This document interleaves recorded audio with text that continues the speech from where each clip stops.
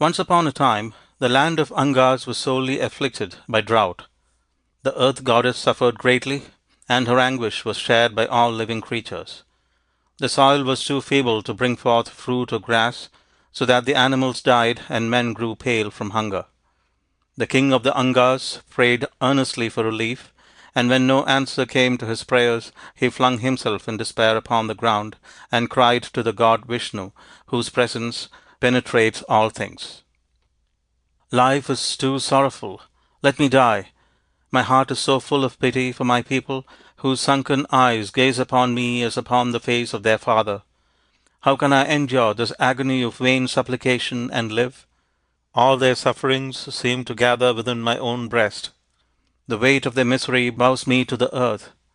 If there be no help for me, call me back to the bosom of the gods whence I came.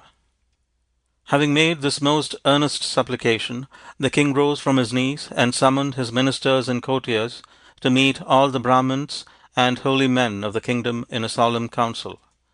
When they came together, he said to them, "Can none of you suggest how this curse may be removed from the land? If I cannot be of use to my people, I am determined to bring my life to an end, and that without further delay." Then a holy Brahmin stepped out from among the rest and stood before the king. He was famous for the purity and tranquillity of his life, and for his deep knowledge of the ways of wisdom and virtue. "Hear me, O king," he said quietly. "In the depths of the forest lives a hermit whose name is Vibhantaka. Long, long ago he left this city with his heart filled with hatred against all mankind, because he has found in his dealings with them nothing but foolishness and wickedness. He had a deep scorn for all which goes by the name of pleasure, and beauty in all its forms and manifestations he utterly despised. He took with him into his forest retreat his infant son Rishya Sringa, and, choosing a cave in the most desolate part of the forest, he settled down to bring up the boy in such a manner that he would never be disillusioned by experience. "I give you, my child," he said to the infant, "the beasts of the forest to be your playfellows. From them you will learn less of cruelty and wickedness than from human beings. You will hear the shriek of the parrot, the howl of the jackal, the mew of the lynx, and the screech of the hyena, but you will be spared the unnatural sound of the quarrelsome voices of men and women. Among the most repulsive reptiles and venomous insects, you will live in ignorance of the wild jealousies and angry passions of men. Exposed to the weather with its violent changes, attended at every step by a thousand dangers, living a life of hardship, affliction, and peril, you will live more peacefully and more securely than among the people of a busy city." The father carried out his plan for training the boy as a recluse, and from childhood to youth Rishyasringa had heard no human voice and looked upon no human face except that of his father. The hermit is known far and near for his anger and for his rage against all the race of men and women. Consequently, the hunter takes care to avoid his cave, and the other dwellers in the forest go a long way out of their path to keep away from it. Even the prowling beasts of prey do not go near to the place, for the gods, approving of the severity of the hermit's life, have given him the evil and awful power to curse. And now Rishyasringa has become a man, and in his life there is a drought as great as that which afflicts this unhappy land over which you rule, O king. For lacking the cheering presence of his fellow men, all kinds of generous and good qualities inherent in his noble nature droop, and are like to die, just as the kindly fruits of the soil in this stricken country cannot refresh the bodies of men because the refreshing rain refuses to fall from the heavens. Yet this young man is destined by the gods to perform great deeds and be the ancestor of a gallant race. And it has been granted to you, O King of men, to rescue the youth from the power of this angry recluse. You shall fling open the doors of his heart that his fellow men may make it their home. You shall teach him how noble a thing it is to be a noble husband, by giving him the hand of the Princess Kantha, your daughter. To you shall be granted the honor of bringing forth this hero to the light of the world of men. And in return for this great service, which you shall thereby render to mankind, the clouds will pour their treasures of rain over your kingdom, and your afflicted people will once more raise their heads." As soon as the holy man had finished his speech, the king rose from his throne and said, "Which of you will set out at once in search of the young hermit?" There was a stir among the councillors and ministers. "This is an honourable mission," they said to one another, "and it is fitting that so illustrious a person as yourself should carry it out." But no men came forward on his account to say, "Send me, O king." At length, however, a kinsman of the king, and one of the most valiant men among the Angars, stepped forward and said, "Tell me, O holy Brahman, has this recluse really received the power to curse?" "Yes," said the old man, "the gods undertook to grant him whatever he might ask, and he begged for this terrible gift." The councillors and ministers looked at one another in dismay, and silence fell upon the company. The king looked round upon them with appealing eyes. "Is there none," he asked, "brave enough to come to the rescue of my fainting people?" No one answered, and the council was broken up. A few days later, however, the king once more summoned his ministers and advisers to a council. "I have thought of a plan," he said, "by which we may bring the young hermit here, and yet avoid the terrible curse of his father." The courtiers were by this time somewhat ashamed of their cowardice, and said, "We are your servants, O king, and at your command we are prepared, if necessary, to risk our lives, or even to incur the terrible curse of Vibhandaka." These words, however, were merely the words of empty courtesy, and they muttered under their breath, "Plague take him! Is he going to ask us to set out upon this foolish mission again? How can the coming of this young hermit cause the rain to fall?" "Listen to me," said the king. "This young man has spent all his life in the woods. He has seen only the animals, birds, and reptiles. As for mankind, he is familiar with the face and form of his father alone, whom hatred and malice have transformed into a savage.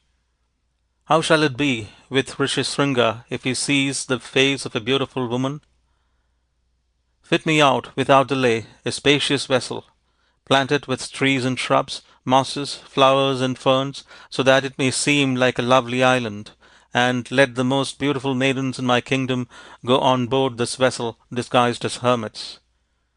Then let the wind and the flowing stream convey these messengers to the place where the angry recluse holds the young hermit as a prisoner, and in the absence of the father let the maidens lure the young man on board the vessel. If I am not greatly mistaken, the ship will return to us with a willing captive. See that my commands are obeyed without delay, that the clouds may once again pour down their generous rains to rejoice the hearts of all my subjects." When the ministers and councillors heard the plan of the king, they were delighted beyond all measure, and lost no time in following out his directions. Now that the task of fetching the young hermit had fallen upon other shoulders, they assured the king that it was of the highest importance that the directions of the aged Brahman should be followed to the letter. So the lovely maidens embarked on a ship which had been fitted out in accordance with the king's instructions, and the wind and the floating river swiftly conveyed them, disguised as hermits, to the place of retreat of the recluse, who had received from the gods the terrible power to curse. Part 2. Now it happened that, for some time before this, the recluse had avoided as much as possible the society of his son. In his heart of hearts he knew that he was no fit companion for the young man, for his temper was so dreadful, and the awful power which he had coveted and obtained was so ready to manifest itself, that he frequently poured forth curses almost against his will, so that he had, in truth, become afraid of his own evil passions. To avoid making any mistake, which no power in heaven or earth could correct, he kept out of his son's way. It was his habit at early dawn to take his hermit's staff in his hand and go out alone into the woods, and he would wander about until the fever of anger was worn away and his mind was more calm and tranquil. The young hermit was, therefore, often left alone for days together, and he felt very desolate indeed, for youth craves companionship, as the thirsty soil longs for the refreshing rain. One evening, when the young man was feeling sad beyond expression, he strolled out into the woodland paths in search of sweet roots and berries. It was that wonderful hour which marks the close of the Indian day, when the spirit of enchantment seems to hover over the earth, when color is rarefied without being obscured, and the shapes of things are rendered ethereal without distortion or effacement. The dreamy youth wandered onward beneath the stately plantain and the sweetly perfumed mango. Overhead he heard the twittering of the birds as they prepared to settle down side by side for the night under their tender canopy of leaves. On either side of the narrow path which his father had made by angrily tearing away the undergrowth, he saw the long grass and the feathery ferns transformed into fairy jungles by the tender golden light, and here and there the prickly cactus with its flaming blossoms intermingled with the snowy flowers of the jessamine. And as he walked onward, in spite of, or perhaps because of, all the beauty, he felt very sad indeed. All at once a shower of dates that fell upon him from a neighbouring palm tree roused him from his sad reflections. Looking upward, he saw, perched on the topmost bough, a squirrel which, when it caught his eye, wrapped its face in its bushy tail, while at the same time it peeped through the fringe of it with shy but curious black and beady eyes. "Dear me," it said, in the tone of one who is very penitent indeed, "I am really very sorry, but the branch from which I sprang shook itself, and consequently the fruit fell. I can assure you that it really fell of itself. Do not visit upon me, for pity's sake, any of your noble and reverend father's curses." "Foolish little creature," said the youth, with a smile of infinite sweetness and sadness, "I would rather bless you than curse you, if indeed I had the power to do so." The youth went onward, and a little farther away came upon a lovely gazelle, which stood in the shade of a fir tree, while its large appealing eyes brimmed over with unshed tears. "Woe is me," it said, "for my poor harmless mate. Just because it crossed the path of the cruel hermit, he slew it with a curse, and I am left all alone." The heart of the youth was filled with pity, and going up to the graceful creature, he said, "I, too, am sad at heart.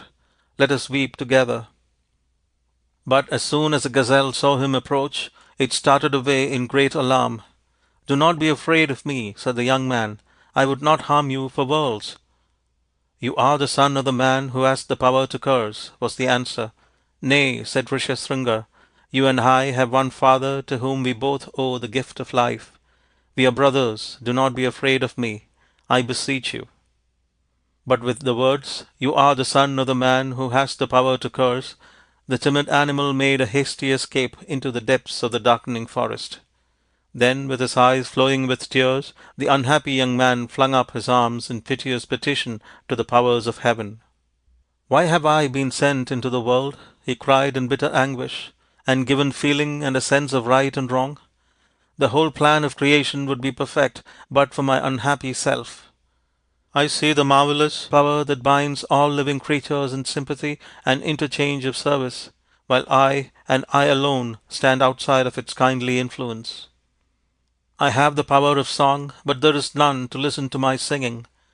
I am strong with the strength of perfect health, but there is naught for me to conquer. I have skill of hand and power of brain, but there is no necessity for me to use these heaven-sent gifts. Thoughts which have wings flock to my mind like homing birds to the mother's nest, but there are none to share them. A love of the stars and flowers and trees fills my heart with rapture, but what is love which begins and ends with self? I have desires unknown and unnamed, but they find nothing upon which they can be exercised. I starve for companionship and the love of my fellow creatures."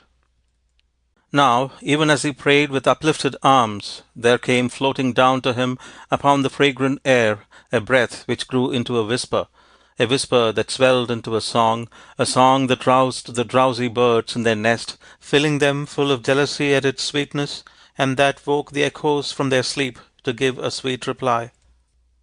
Then, to the wondering eyes of the young recluse, there came tripping down the forest path a company of anchorites such as he had never seen before, whose faces shone like the sun at noonday, and whose forms, even in their uncouth disguise, seemed to be those of celestial beings.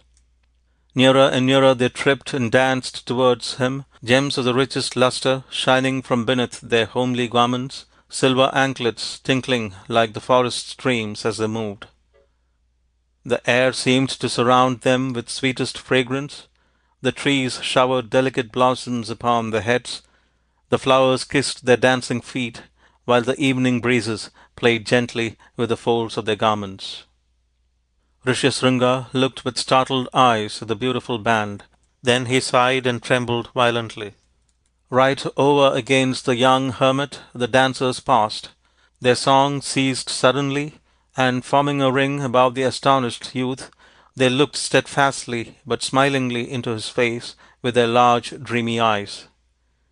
Rishyasringa found himself smiling almost against his will, but still he trembled. "Who are you?" they asked, and their voices were like bells of silver. "Do you live alone in this desolate place? Tell us your name, O beautiful youth, and why you live here so far away from all the delights of dear companionship." The youth with difficulty found his voice. "I am Rishyasringa," he said, "and this forest is a whole world to me. Rightly do you call it desolate, and yet, in spite of that hateful description, it is not really so dreadful. At least, if you will stay with me, I will show you many things within its bounds which are full of loveliness. My home is near at hand. It is a cave in the hillside, but its walls are glistening with unmined silver, and tender creepers hang a delicate screen before its entrance. No ugly and venomous reptiles or beasts of prey dare to approach it. Not far away grow sweet roots and berries and luscious fruits, which I will gladly gather for your enjoyment. If you love the flowers, they are to be had in the greatest profusion and of the sweetest fragrance. The birds, too, are delightful for color and shape and song. Oh, believe me, it is not so desolate a place after all, at least not if you stay with me to share my enjoyment in its delights." At his eager, breathless words, the girls laughed merrily, and their laughter was like the purling of a brook over the pebbles in the leafy month of June. The young hermit laughed also, but he could not have told you why if you had asked him. "Show us your home in a cave, gentle youth," they said eagerly, and they gathered closely round him. Then he led them to the cavern in the rocky hillside, and regaled them with sweet roots and berries and luscious fruits. But merry as they were, these lovely maidens were not without uneasiness. If the recluse should return, they said, he would wither our youth and beauty with his powerful curse and make us ugly. So after a short time for rest, they all sprang to their feet and said, "Farewell, Rishyasringa, and thank you for your hospitality." "Farewell?" cried the youth. "Surely you will not leave me? Oh, lovely strangers, I beseech you to stay with me." "And the old hermit? What of him?" they asked with fear in their voices. "Ah," thought the young man, "my father would undoubtedly do them some injury." "You are right," he said aloud. "It's better for you that you should go. Farewell." And in deep sorrow he bowed his head upon his hands. "When they are gone, I shall die," he murmured to himself. "Nay, gentle youth," said they, "surely we shall see you again. Will you not come and visit us in our hermitage? Do you love our companionship so little that you do not even ask where we are to be found? You know little of the rites of hospitality." The youth raised his head slowly and looked at the maidens, half in wonder and half in hope. "I have seen," he said, "the bright stars rain down from heaven. For one brief moment there was light, afterwards the darkness was all the more intense and deep and blinding. It would be madness to seek to trace such stars." "Nay, indeed," they said with merry smiles, "not if the stars lay gleaming at your feet. Our home is so near to yours that if you seek for ever so short a time, you cannot fail to find it." Thereupon they turned, and waving their hands to the young man in token of farewell, they passed out of the cavern. Part 4. Now, when the old recluse returned to the hermitage, his son did not come forward to greet him, nor did he bring him water for his feet as he had been accustomed to do. "What is this?" asked the hermit. "Of what are you thinking, Rishyasringa? Why do you sit there with folded hands and eyes of wistfulness? A youth brought up as you have been cannot surely be troubled with the feeling that mortals call love." "I had a dream," said the young man slowly. I dreamt that being in the woods I met a company of young anchorites. They were surely holy folk of the most distinguished virtue, for their faces were as radiant as the noonday sun, and their forms seemed of more than mortal beauty. They entered this dark abode, and straightway it was filled with light. At their lightest touch the blood throbbed so quickly in my veins that I could have wept for pain. But when I looked into their faces, the pain became a delight. At length they rose, and waving their delicate hands to me, they said, "Farewell, Rishya Sringa." They passed away, and all grew dark. As he listened to the young man's story, the hermit's lip curled in bitter scorn. "Hear me," he said in a harsh voice. "There are things which take the form of beauty, but are really manifestations of disease. There are forms of gracefulness which wear the garb of sunshine, but are inwardly as black as blackest night. These anchorites of yours were surely demons." Thereupon the surly old hermit stretched himself upon the couch of leaves and fell fast asleep. But his son could not rest. "They were certainly not demons," he said to himself over and over again, and early the next day, as soon as the recluse had left the cave, he started out to seek for the graceful strangers. The birds were singing in the trees, the flowers were sparkling with dewdrops, the air was full of fragrance, the tender green of the leaves tempered the glowing radiance of the sun, and yet he could not find those whom he had come to seek. He flung himself down upon the grass. "They have forsaken me," he cried in bitter grief, "and nothing remains for me now but to die." But this catastrophe was not destined to happen. He heard a rustling among the bushes, and all around him the air seemed to quiver with merriment. The roses shook as if with inward laughter, and their scented petals fell in tender showers upon the ground. The blades of grass seemed to tremble with pleasure. The tiny beetles, peeping out from their hiding places, chuckled with delight, and from a bower of greenery sprang the young anchorites with dancing feet and smiling faces, singing as they came. "Did you think we had forsaken you, Rishyasringa?" they cried in merry tones. "Yes, indeed," he replied, and then, for some unknown reason, began to laugh gently. The maidens joined in his happy laughter, and the echoes of the forest continued the sound until the air seemed to be full of joy. "Come with us," they cried, "let us show you our hermitage." And then, while some of them held his hands, and others sang and danced around him, they led him to the lovely vessel which was moored by the river bank. And as he stepped on board, far away over the land of the Angars, a fleecy cloud extended its downy, swan-like wings, and the rain began to fall in refreshing showers upon the thirsty soil. When the surly old hermit returned home that evening, he found his cave deserted. "Rishya Sringa!" he cried with impatience, but there was no answer to his call, and he ran out into the forest, repeating the cry again and again. But only the echoes gave an answer to his piteous cries. Soon he met a man driving before him a herd of dappled cows of the most unusual beauty. "Who is the owner of these wonderful animals?" he asked, surprised out of his anger by his admiration. "They belong to Rishya Sringa," was the herdsman's answer. The hermit made no reply, but went on his way with knitted brows, although at a slower pace. After a while he met a troop of splendid elephants bearing ornaments of gold and ivory.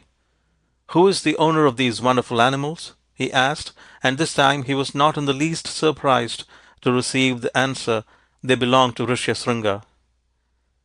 The hermit put his hand to his head and stood in the middle of the road in a state of utter bewilderment. As he stood wondering, a chariot, all inlaid with gems and drawn by 4 swift horses, came swiftly along the highway. "Who is the owner of this noble chariot?" he asked, and he was less surprised than ever to receive the answer, "It belongs to Rishya Sringa. Today the young man weds the beautiful Kantha, the daughter of the king of the Angars." Thereupon the charioteer drove swiftly away and left the hermit standing there alone and thinking very deeply.